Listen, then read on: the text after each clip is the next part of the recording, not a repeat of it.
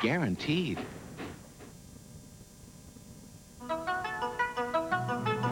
TV20 News with Paige Beth, Ed Mertz, John Cornell Sports, and meteorologist James Martin, and the TV20 News team. Good evening. The Danny Rolling trial has taken on a new twist, and it comes as a shock to everyone involved. After today's round of questioning potential jurors, Public Defender Rick Parker announced he's considering a change of venue. TV20's Courtney Carr joins us from the Alachua County Courthouse with more. Courtney? Well, Paige and Ed, this new development came as a shock to everyone. Up until now, the judge and the attorneys on both sides have talked about how happy they were with the jury selection process. But while Public Defender Rick Parker says a change of venue is only a consideration, it somewhat contradicts what he said when he was asked last week. Never say never, but I'm here right now intending to start tomorrow and don't have any plan to do it. I've said before, and I still say, that if we get through the number we have now and don't have a jury, I intend to ask the judge to call more. That's what Rolling's attorney said last week in regard to a change of venue. But today, after the court had easily chosen 117 prospective jurors to come back for more questioning, Parker said without hesitation that he was unhappy with the jury selection. Every single individual had heard about the case, was aware of the circumstances about the case. Many of them had firmly held opinions about the case. I'm going to research the legal issues, and it's back to being an open question in my mind. It's not as open in mine. This was the first the prosecution had heard of a possible change of venue, and if it were to be granted, it would be a huge undertaking for the state attorney's office. That not only means the transportation of all the important documents that are related to this trial, but of course the evidence as well, and investigators would be, I'm sure, very challenged to make sure that that chain of evidence is maintained very securely. Rolling's attorney has to present arguments for a change of venue before the second phase of questioning begins next week. Judge Stan Morris could grant the change of venue if he thinks for any reason that Danny Rolling is not getting his right to a fair and impartial jury. Now, on another important note, the state has filed a motion that would keep Danny Rolling and his fiancée, Sandra London, from profiting from his crime story. A similar motion had been filed earlier, but that was denied because Rolling had not yet been convicted of his crime. But now, since this guilty plea has been entered, that could all change. Paige, Ed? All right, thanks, Courtney. And that motion was filed under Florida Son of Sam law. Ed? Well, joining us now with more on the possible change of venue is TV20's legal analyst, Len Register. Len, what would it take to have this trial moved? Basically, Ed, the judge is going to have to be satisfied that the community sentiment is so hostile based on the preconceived attitudes and opinions that he's hearing about that they cannot possibly put it out of their mind and make a recommendation as to the appropriate sentence based on only what they hear in the courtroom. What about Rick Parker setting up a possible appeals motion? Does this have anything to do with that? Very often, counsel will ask for a remedy that they really don't want in order to preserve an issue on appeal. The thought being that Parker may very well waive that issue on appeal if he doesn't raise it at this point in time. So it's harder to tell if he really wants one.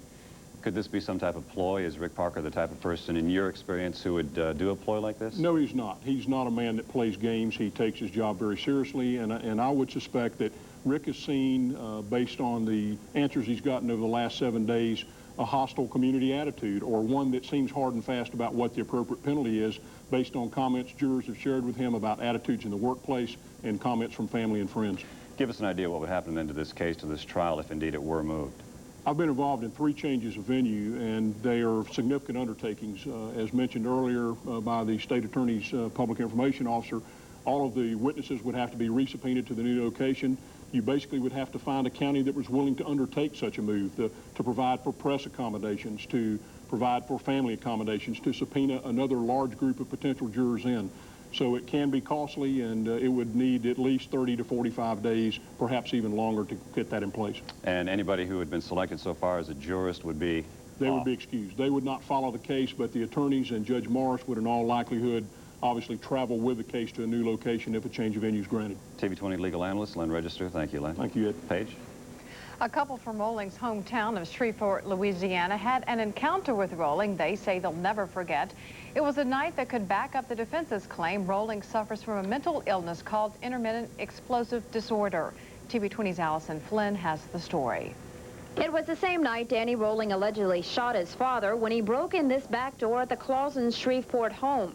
This was not the first time they had met Rolling. He said, "Y'all are my best friends." Rolling came up these stairs and into the bedroom where the couple was watching television. He had a gun, and he says, "I'm not kidding." He says, "I just shot my father, and I just soon shoot y'all. I need some money. I need to get out of town." I talked to him like a little kid. And I said, "Well, you know, you're our friend, Danny. Why are you doing this?" He says, "I don't know," and he cried several times. Rolling's moods went from high to low until Louisa offered him the money he came for. As I gave it to him, he says, "Oh, Louisa, I don't want your money." I said, "Well, Danny, you just broke into our home demanding money, and now I'm offering it to you." And I said, if you don't want it, I'd be happy just to keep it." He says, "Well, no, I'll go on and take it." The Clausens had only met Rolling about a month before when he offered to do some electrical wiring here on their property.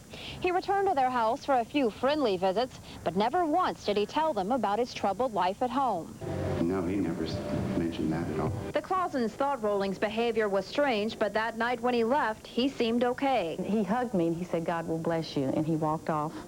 And that's the last we saw him. But after news of the brutal slayings in Gainesville, one statement Rolling made sticks in their memory. The only other thing I can remember is that he said, "With this knife," he says, "I can survive in the woods with matches and this knife." In Shreveport, Allison Flynn, TV 20 News. In other news now, the prosecution continues its case in the trial of Clarence McKinney and George Smith. The two men are accused of killing Samuel Bennett of Stark in his home back in April of 1992. Today, the prosecution's chief witness, Annie Green, took the stand. She claims to have taken part in the crime by knocking on Bennett's door to get McKinney and Smith inside.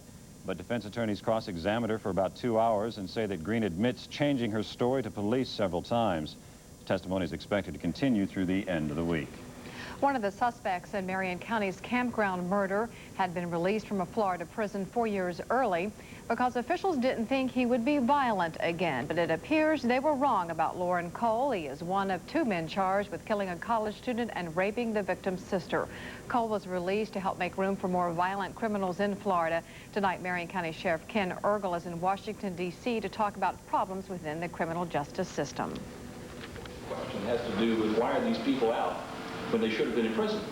Why are they out wandering the streets? Why are they out in our national parks where people go to relax and enjoy nature?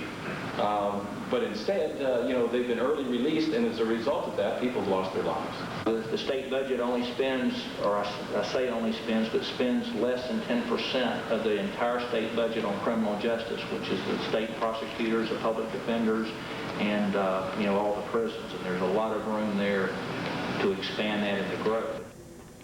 Both Ergel and Mack support the efforts of Stop Turning Out Prisoners group trying to place a referendum on this year's ballot to end the early release of prisoners.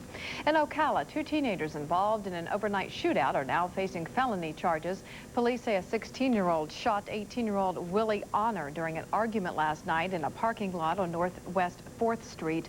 Honor, who suffered a head laceration, pulled his own gun and fired back. Both were treated at Monroe Regional Medical Center before being released to authorities this morning. Honor's charged with aggravated battery with a firearm is being held in the Marion County Jail. The 16-year-old, whose name isn't being released because of his age, faces the same charge. He is currently being held at the Marion County Juvenile Facility. It took more than 2 years, but police in Ocala arrest a suspect in connection with a murder. Eli James Myers was shot while standing on the 1700 block of Southwest Fort King on December 13th, 1991. He died several hours later, but it wasn't until now that a suspect was captured for the murder.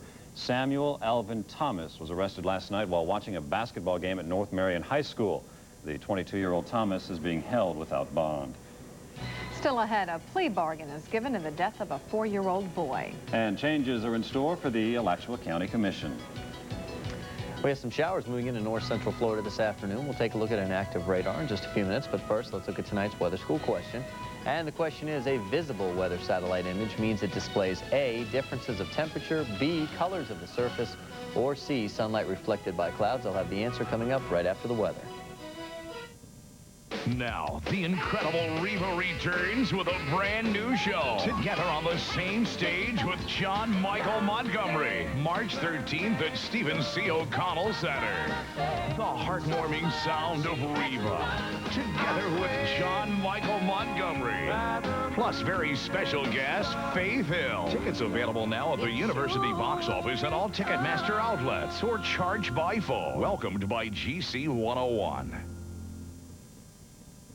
Hey, if you've been shopping around for cars and trucks, you're going to love doing business with us, because we make car buying simple, easy, and fun, just the way it ought to be. Good evening, everybody. I'm Dan Walters here at Buchanan Auto Mall in Ocala. Hey, not only do we take care of you, but we really save you lots of money, folks. That's the best part. You come in first thing tomorrow. You can drive home in a brand new 94 Honda Accord, just like this one, America's best-selling new car, folks. Take a look at this price. Just $179 a month. One place tomorrow right here at Buchanan Auto Mall, Highway 200 in Ocala. You come and see us.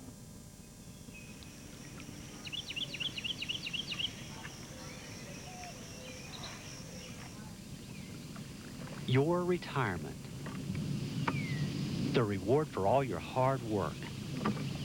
Now that you have time to enjoy the good life, your vision is more important than ever. Don't trust it to just anyone. Visit Dr. Newsom at Eye Surgery Center today. You can't pick a store that saves you more than Pick and Save with our new Super Picks of the Week. For the lowest prices in town guaranteed. On electronics, pick Grand Prix AM/FM cassette CD boombox. Save. Super Pick price only $59.99. Pick Spectra 5-inch color portable TV. Save. Super Pick price $149.99. Pick unit and cordless telephone and save. Super Pick price $59.99. You can't pick a store that saves you more. Pick and Save. A Marion County man charged in the 1992 beating death of his 4-year-old stepson has struck a deal with the state. 33-year-old Walter White pled no contest today to manslaughter and child abuse charges in exchange for a 9-year prison sentence. TV 20's Jackie Keenum has more on the story. I adjudicate you guilty of manslaughter and sentence you to 9 years Department of Corrections, followed by 6 years probation. It's conditional probation that you pay statutory court cost and restitution, if any. Judge William Swigert accepted Walter White's plea after hearing from the prosecution and defense. White had been charged with first-degree murder in the death of Corey McDonald and could have faced the death penalty if convicted. The plea agreement was reached after the prosecution decided a trial was too risky. The physical evidence as to the actual blows being struck could not be proven. It was just a matter of elimination and circumstantial, and juries have a lot of difficulty in sorting these things out.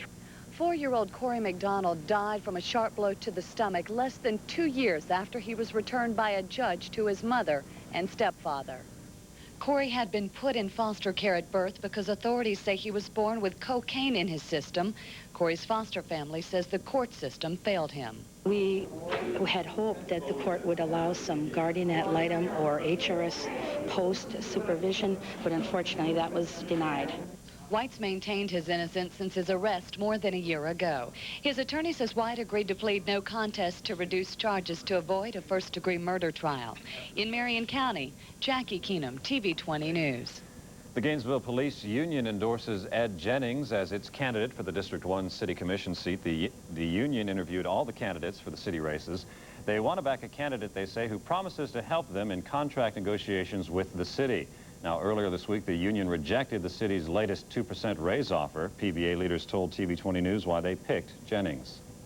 Mr. Jennings has voiced his support for law enforcement. Of course, with the current breakdown in negotiations with the city and Mr. Jennings technically being a commissioner who's had some input, he has supported us in the past, and we believe he's going to support us in the future. At this hour, union officials are interviewing candidates for the at-large seat. We'll have more on the PBA's decision tonight on the Night Beat. Alachua County Commission meetings will soon have a new look. Renovations to the Commission Auditorium began this morning and are expected to last until July. The first phase of the renovations will remove all the asbestos in the room and then, among other changes, add more seats. We'll make it a bit lighter, better illuminated. And we'll also have some equipment here to help the viewers who are watching the meeting have a better picture and a better sound quality. In the meantime, commission meetings will be held either at the City Hall or the Alachua County School Board meeting room. Coming up, James will tell us when we might see some sunshine. Let's hope soon, and we'll find out who is Deputy of the Year in Alachua County. If you have a news tip, call the TV20 newsroom from Gainesville 372-3545, Ocala 368-2020, or call star 20 toll-free from any Alltel mobile cellular phone. I'm Kim. She's Ann. We're Chili's fanatic. Love Chili's. Come here every weekend. We come here all the time. For the salad. They're the best salads. I'm serious. They're to die for. My favorite is the Caribbean salad. The Caribbean salad's really good. It's got this like marinated chicken and tortilla strips, pineapples, and honey lime dressing. I'm serious. It is to die for. The grilled tuna salad's really good. It's real fresh. With walnuts and ranch dressing. Oh, then there's the chicken Caesar or the Southwest salad. With chicken. Guacamole. I love it. It's great. I'm serious. To die for. To die for. Wouldn't you agree? I agree. Serious? Serious. She's serious. Let's eat. Sounds like a plan to me. Public notice. After 52 years, Lowry's Fine Furniture of Gainesville has made the painful decision to go out of business and close their doors forever. This announcement marks the beginning of Lowry's going out of business sale, and right now, today, Lowry's entire inventory is offered for public sale to the first buyers with cash, Visa, MasterCard, or good credit. Every item in every department goes immediately, right down to the genuine leather at prices that should never be revealed. Rush to Lowry's going out of business sale any day this week.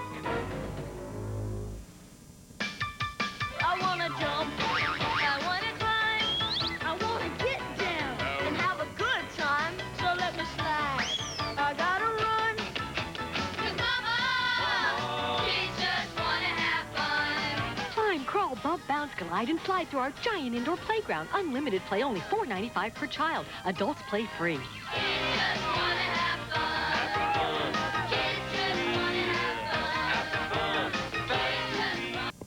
Weather School is brought to you by ALACHUA General Hospital, a tradition of excellence. Just the mention of cancer sends you spinning, uncertain where to turn. But cancer can be beaten. Beaten with powerful technology like radiation therapy, with chemotherapy, with compassion and skill. Beating cancer is a balancing act unlike any other, and it takes a quality, comprehensive program to bring it all together. Cancer Care of Alachua General Hospital. Comprehensive cancer care. An Alachua County Sheriff's Sergeant is getting some special recognition today. Phil Emerson was honored today by the Sheriff's Office and the Gator Exchange Club as the Officer of the Year. Commanders, the Sheriff, and other personnel decide who most deserves the honor given every year. Emerson credited the award to his wife and their happy home. One thing I tell all my people is to keep a happy home life, and there she is right there. So, Obviously a very emotional moment. He has been on the force now for the past 14 years. And congratulations to their entire family. It's a great day for it, I tell you what. It wasn't all that bad. Some clouds began to come in earlier, especially towards the afternoon hours. But the showers have been holding off for the most part, but they are now beginning to encroach into north central Florida. It is starting to get dark. It is getting dark. Not because it's getting night. And not just because of night, exactly. Let's take a look outside right now across north central Florida. We have been seeing some clouds building during the afternoon hours and also seeing some showers develop out there on radar. We'll take a look at that in just a second. On the almanac for today, 79 for a high, 63 for a low. Still well above our normals of 47 and 71. There's a look at our record. Sunrise, 7:01, sunset at 6:24. Currently around Gainesville, the skies are still cloudy out there. Humidity at 67%. The winds are out of the southwest at 9. And the pressure is falling as that frontal system advances towards us. Temperatures down into the mid-70s. A little cooler, though, at Crest City and also at Perry because of the cloud cover and an occasional rain shower, 77 degrees over at Crescent Beach. Now, another big blizzard storm system moving into parts of the Pacific Northwest, but some nice clearing down in the southern plain states, especially the state of Texas. Yesterday and the day before, they saw a lot of showers and storms. Well, they're out of there, and yes, moving in towards the state of Florida along the Gulf Coast. Here's our frontal system wrapping around a big upper-level disturbance up here in the Ohio Valley. Now, all of that is beginning to see more snowfall through parts, say, from the lower part of Michigan over towards Maine, about 6 to 12 inches possible of snowfall, and then, of course, an icy mix in between. And for us, some very strong storms beginning to come out of the Gulf of Mexico, really picking up the Gulf moisture as it streams across the panhandle, say, from Apalachicola straight northward and west. they have a severe thunderstorm watch in effect until 7 o'clock our time, 6 o'clock their time. The reason why, you can definitely see the buildup of thunderstorms building and moving off the Gulf of Mexico. So some strong storms later on and into the evening hours in the Panhandle. For us, though, the clouds continue. These clouds do hold some moisture also, so we are seeing some showers beginning to encroach across north central Florida. The heaviest storms just south of ALACHUA and just off to the north, but we'll check local radar and see it a little bit closer. We do have some scattered rain showers across the area. Here they are, very spotty in nature across most of the central and eastern section of the viewing area, but the big massive rain showers beginning to move into Suwannee and Lafayette County, and that will continue to track its way off towards the northeast rather rapidly at about 25 miles per hour. And back to the national map, up the eastern seaboard we go. Along our frontal system, more showers, even some more thunderstorms in the Outer Banks of North Carolina, and wrapping around, turning a little bit colder. We're seeing some snowfall up in the Great Lakes, and that snowfall will continue tomorrow for them. For us, the frontal system will be pushing through during the daytime hours by tomorrow afternoon, moving into central Florida, but before it gets through, it's going to bring us some showers and some isolated thunderstorms, especially in the morning hours. High pressure will build in behind it. Another reinforcing cold front swinging through on Friday, and then it looks pretty good for the weekend with some cooler temperatures. Teens and 20s to the north around the Great Lakes. For us, 60s, 70s, and 80s. It is cooling off a bit for tomorrow. The forecast for tonight, showers and storms out there developing and moving in. Our lows will be in the low 60s. Winds will be out of the southwest. And then for tomorrow, the showers and storms in the morning, and then we'll start to see some clearing later on, and the highs will be up in the upper 60s when switching to the northwest at 15 to 20 miles per hour. For the next 5 days in the extended forecast, rain showers tomorrow, then clearing off for the weekend, and the temperatures will be cooling off out in the Gulf, northwest at 15 to 20 knots, southwest switching to northwest in Atlantic, 15 to 20 knots. The weather school question, a visible weather satellite image means it displays A, differences of temperature, B, colors of the surface, or C, sunlight reflected by clouds. Paige, go right ahead. And it is C, just as if you were looking down from way up in outer space. That's what it means. It's just the light reflected by the top of the clouds. All right. Thanks, James. Sure. A little later, our person of the week, he has all the news that's fit to print. And in sports, a look at the Gators and Coach Lon Kruger. Stay with us.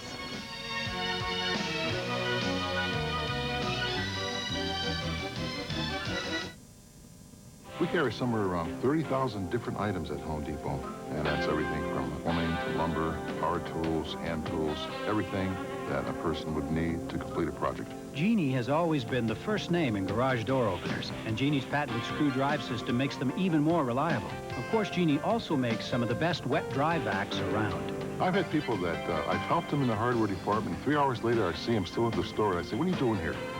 "I'm having so much fun, Sam, that I can't leave the store." What a luxury car should be. It should be elegantly styled. It should be V8 powered.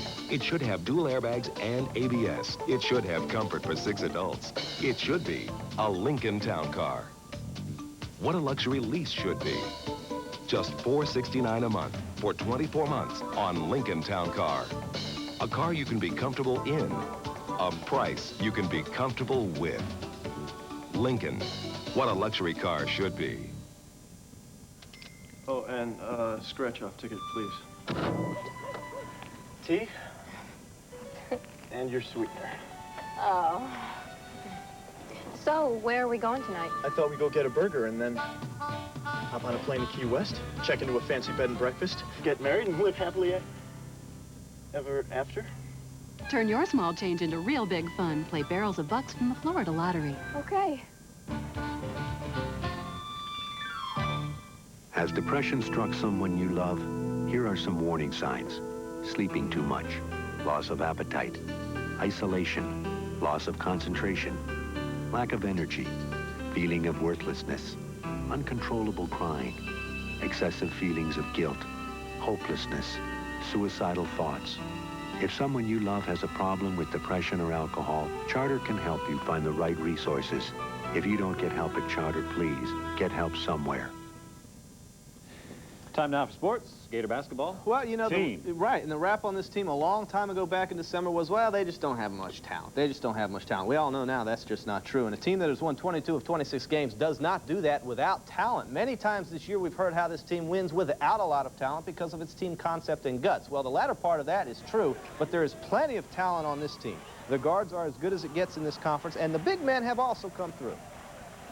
Well, we've got a lot of very good basketball players. I think that's what people are starting to understand and obviously starting to recognize. And a lot of very good basketball players that really don't care who gets the credit. I think that's real key right there. Craig Brown could absolutely not care if he got 25 or 4. We had a camera at practice today, and tonight, as well as the rest of the week, we'll have more from the players, and as the team gets ready for a very big 2-game road trip, and we'll hear from some of the Scandinavians on our team about the Olympics. Tonight, the Kentucky Wildcats will be without Travis Ford, Jared Prickett, and Jamel Martinez at Tennessee, all of whom are serving a 1-game suspension. The Cats are 1 game behind Florida, and should the 2 teams be tied at the end of the year, the Gators would win the tiebreaker for the East Conference, or the Eastern Division. The 22nd-ranked Lady Gator basketball team will put its 5-game win streak on the line against the Lady Bulls of South Florida tonight in Tampa. The ladies are 20-4 overall. They've won 2 straight on the road. South Florida is 13-10 overall, but is coming off an impressive win over then 24th-ranked Southern Miss. The ladies played Auburn Saturday before the SEC tournament during the first weekend in March at the Roundhouse in Chattanooga, Tennessee. The men's golf team will try to accomplish what no other Buddy Alexander coached team has done, and that is win 3 tournaments in a row this weekend at the Queens Harbor Invitational in Jacksonville. It'll be their 3rd win in a row if they do it. Queens Harbor, of course, has been good to the Gators. Last year they won the SEC tournament there. Coach Alexander is looking for a strong showing this weekend before the March break. Pretty good field, but it's certainly a field that we can handle if we play well.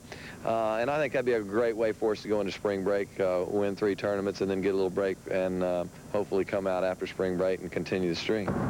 Senior Mark Baggerly has been a pleasant surprise lately. He's 3rd in stroke average and did very well the last 2 tournaments, finishing tied for 6th in Puerto Rico and tied for 2nd last weekend.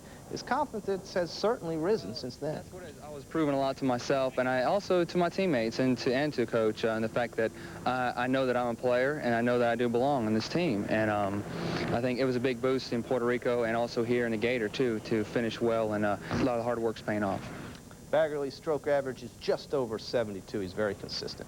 Well, Tanya the Talker is 10th, while Nancy Kerrigan, a previous Olympic medalist, is 1st after the short program of the women's figure skating competition at the Olympics. Kerrigan nailed a triple jump that helped push her ahead of Oksana Baoul of Ukraine and Surya Bonaye of France. Following the performance, Kerrigan received a standing ovation. Harding skated an hour and a half before Kerrigan and had a mediocre performance, stumbling on 1 jump while appearing shaky on another. The short program is only a 1/3 of the total score. The second part is Friday night.